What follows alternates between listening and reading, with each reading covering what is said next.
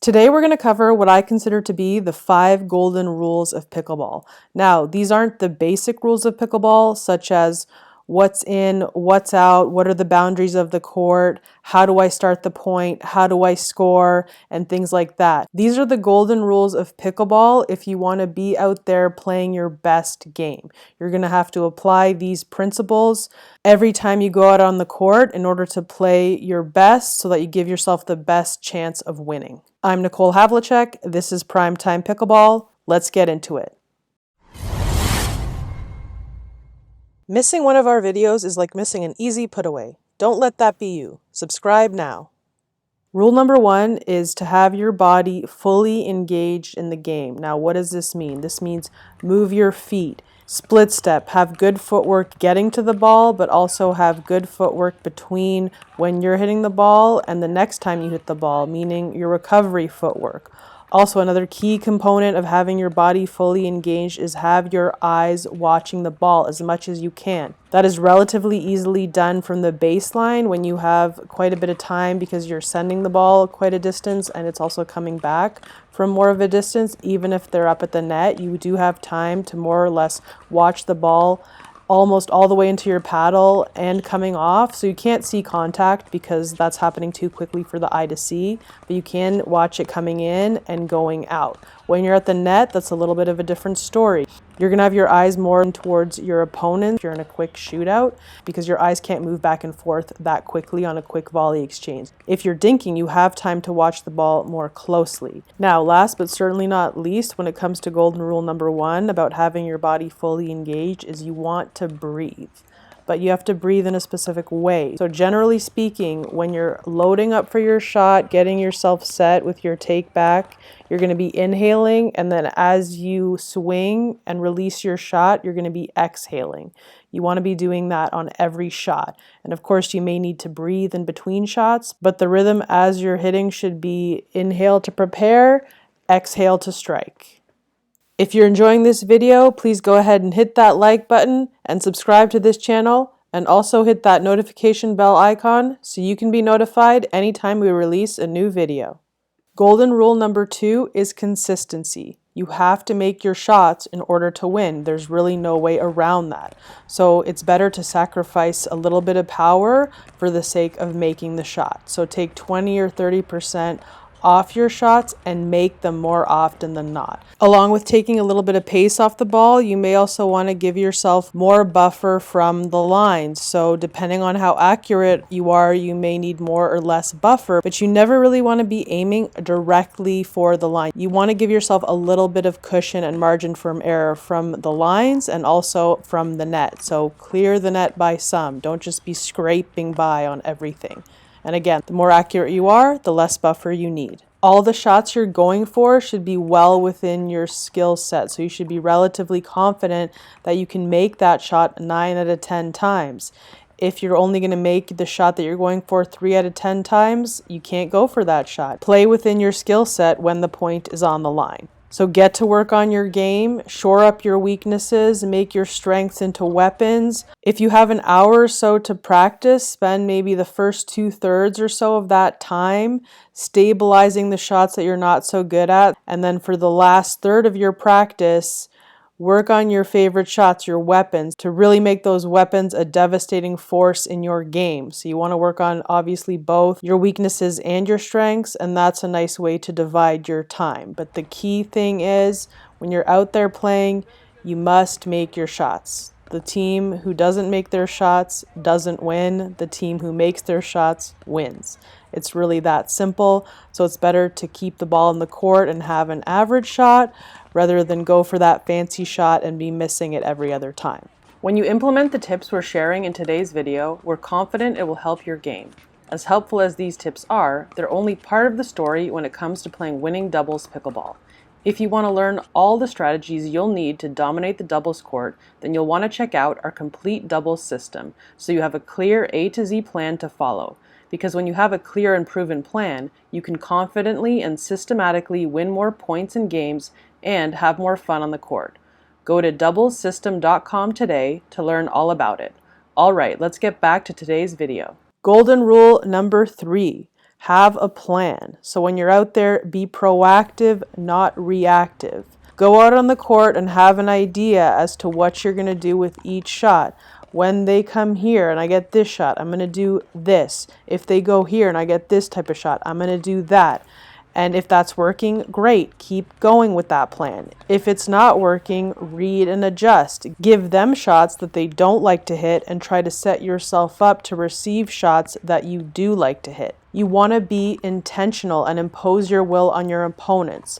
Don't just go out there and say, I'm going to see what happens. Have a purpose, have an idea as to what you want to do so that you can build your points and stack up towards the win. Because if you don't do that, you're just going to be responding to what your opponents have decided to do to you. And that's not generally a good idea because you're basically going to be reactionary and on defense the whole time.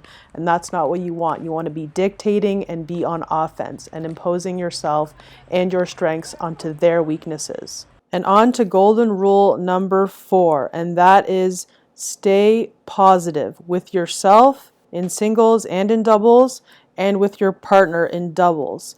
This is actually so important, and all the other golden rules and really your entire pickleball game hinges on this. It's so important to stay positive and be encouraging with yourself and your partner. When you do something good, give yourself props for that. If your partner does good things, let them know, hey, awesome shot, good playing, let's keep it up. Say things like that, encouraging things. That's relatively easy to do, right? Because you're feeling good, so you want to let them know. And hand in hand with that, which is not necessarily as easy to do but must be done, is to be encouraging towards yourself and towards your partner, especially when you're struggling. If you're struggling, be your own biggest fan and cheerleader.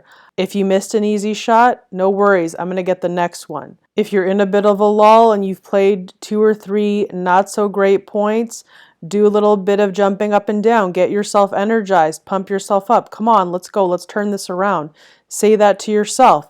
If your partner misses a shot, hey, no worries, let's go. Here we go on the next one. If they missed it but they went for the right shot, good idea. You'll get it on the next one. Stay positive and take responsibility for your own emotional state out there. Everyone loves to play with a positive person. Everyone hates to play with a negative person. Be a positive person in good times and bad. That will take you so far and it will pull you out of so many slumps. It really pays dividends when you're positive, especially when you're going through tough times. It can and does and will pull you out of that and turn things around and ultimately lead to the win. And it is oh so sweet when you're able to come out of that slump, pull yourself and your partner as a team out of it, and then ultimately win, even if you had a rough patch there somewhere in the middle. Your mental state and attitude has such a huge impact on your game and on your team. Now, are you always going to be able to turn it around and come out of a bad playing patch with a win? No, certainly not, but you definitely give yourself the best opportunity to do so. You are not always going to win. You may or may not be the best skilled player or team out there, but what you can do more often than not is play really well, even if you end up losing, and your attitude and positivity will go a long way towards helping you do that. And even if you come away with the L as opposed to the W, you can be proud of how you performed and played. And that brings us to golden rule number 5, which is be ready for the drive first. Always be ready for that hard hit shot because that one is the most likely to hurt you or get by you, either handcuff you or you're not going to be able to get it on the stretch if you weren't ready. So split step in anticipation for a hard shot to come. And if a soft one comes, great. If it's a dink or it's a drop or it's a reset, chances are you will have plenty of time to deal with it unless you're way back behind the baseline and it's a very well hit drop shot. Yes, those do happen, but percentage-wise overall, they don't happen that often. You're far more likely to get hurt by a hard drive, so be ready for that to come at any time if you see that your opponent has any chance at all to hit that. And what you want to do is get in the middle of their most likely range of where they're going to hit that shot. If you happen to know what their tendencies are, get in the middle of their likely tendencies. If you don't, get in the middle of their highest percentage shots that they're most likely to hit based on where they are in the court and what their range of trajectories of shots they can take. So always be ready for that drive first, because that has the highest chance of winning the point for them if they're able to jam you up with it somehow or pass you. So golden rule number 1 is to fully engage your body. Move your feet, watch the ball, and breathe. Number 2, be consistent. Take pace off the ball if you need to get it in. Pull your lines in. Don't go for super fancy shots that are not within your skill set. Hit shots that you can make. Number 3, have a plan and play strategically smart pickleball. Figure out what they don't like and hit that to them, and try to set it up so that you get what you want. You want to be in the driver's seat of the point and controlling it. That is when you're going to play your best pickleball. Number 4, be positive with yourself and with your partner, especially when you're struggling, so that you can turn it around and give yourselves the best chance to come away with the win. And if you don't get the win, at the very least, you'll come away feeling good about yourself and how you played, because you battled and you did your best on that day, even when you maybe weren't feeling it. That is a win in and of itself. And golden rule number 5, last but not least, is to always expect the drive. Expect the ball to come hard and be ready for that first, because if it comes soft, you'll have time to deal with it, but your opponents are going to be looking to do damage with hard shots. So be ready to defend drives first, because that's what can hurt you the most. A big thank you to Taylor Bryant and Josh Bernstein for their help with this video. If you enjoyed this video, please go ahead, like, comment, and share. For more pro player pickleball tips, techniques, strategies, and more on how to take your game to the next level, please visit PrimetimePickleball.com. You'll find a clickable direct link in the video description below. Thanks for watching. We'll see you in the next one, and until then, happy pickling.